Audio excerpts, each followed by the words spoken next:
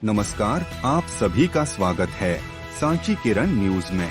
देश भर में मैनेट ही एकमात्र ऐसा अनोखा संस्थान है जहां 3 साल बाद फेलोशिप रोक दी जाती है और कोविड-19 महामारी के तुरंत बाद ही कड़े और सख्त नियम रिसर्च स्कॉलर्स पर थोप दिए जाते हैं। जबकि संपूर्ण विश्व में कोविड-19 महामारी के तुरंत बाद कई रियायतें शैक्षणिक क्षेत्र में प्राविधित की जाना चाहिए थी। यह कहना है मैनेट रिसर्च स्कॉलर और भारतीय जनता पार्टी झुग्गी झोपड़ी प्रकोष्ठ मध्य प्रदेश के कार्यालय प्रभारी राजकुमार मालवीय का। मैनेट पीएचडी स्कॉलर्स ने सोमवार से देशव्यापी शोधार्थी उद्घोष महाआंदोलन की शुरुआत की है।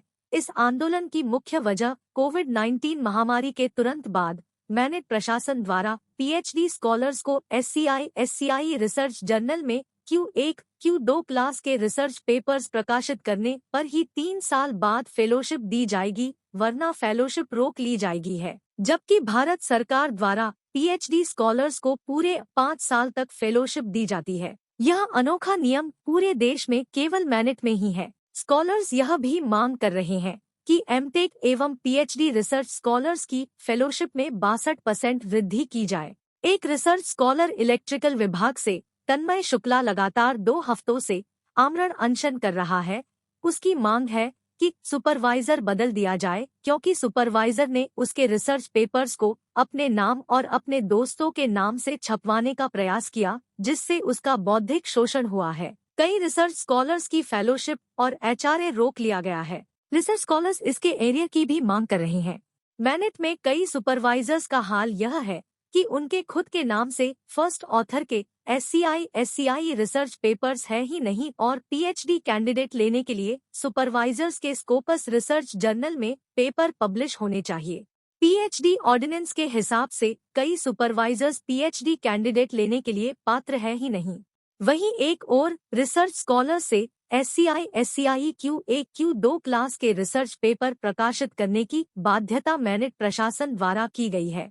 कोविड-19 के संकट से उबरने के बाद कई स्कॉलर्स के 5 वर्ष पूर्ण हो चुके हैं, जिन्हें पीएचडी की डिग्री अवार्ड कर दी जानी चाहिए। ऐसी भी मांग रिसर्च स्कॉलर्स कर रहे हैं। भारत सरकार द्वारा वित्त पोषित संस्थानों में SC/ST दिव्यांग रिसर्च स्कॉलर से ट्यूशन फीस नहीं ली जाती है, जबकि मैनेट प्रबंधन इन पीएचडी स्कॉलर्स से ट्यूशन फीस ले रहा है।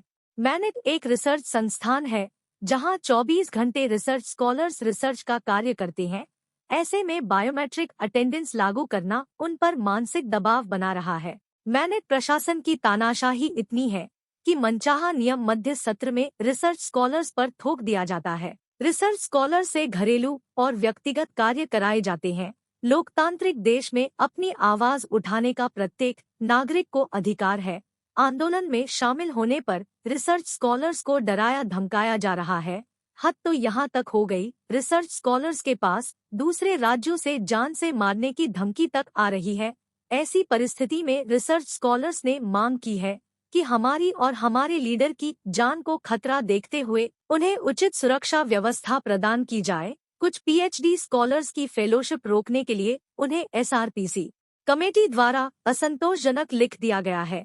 पीएचडी स्कॉलर्स का कहना है कि जब तक लिखित में हमारी मांगे पूर्णतः मान नहीं ली जाती, अनिश्चितकालीन भूख हड़ताल जारी रहेगी।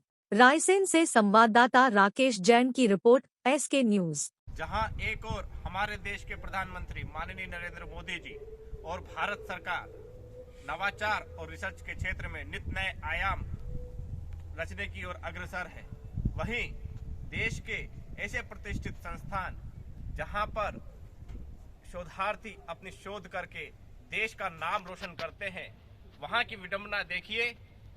स्टाइपेंड रोक ली जाती है, एचआरए रोक लिया जाता है, भ्रष्टाचार की अंधी मचा के रखी है, अत्याचार से पीड़ित है शोषित, और शोधार्थी इतने अत्याचार से पीड़ित हो गए हैं कि उनको सर्द कड़ाके की ठंड में भी रात भर दिन भर यहाँ बैठना पड़ रहा है, अपने अधिकारों की लड़ाई लड़नी पड़ रही है।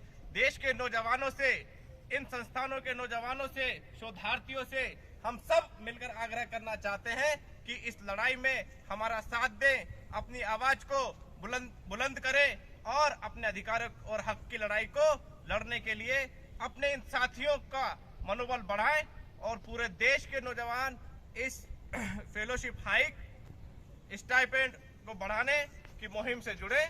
और 3 साल बाद जहां ये NIT भोपाल है, जहां पर 3 साल बाद HCI Q1 Q2 में पेपर ना होने के कारण उनकी स्टाइपेंड रोक ली जा रही है, इनका साथ दे। सभी अपने अपने कॉलेज में, अपने अपने संस्थान में इस मुहिम को चलाएं। यही आप सबसे हम सबका निवेदन है, हम सबकी अपील है। बोलो भारत माता की।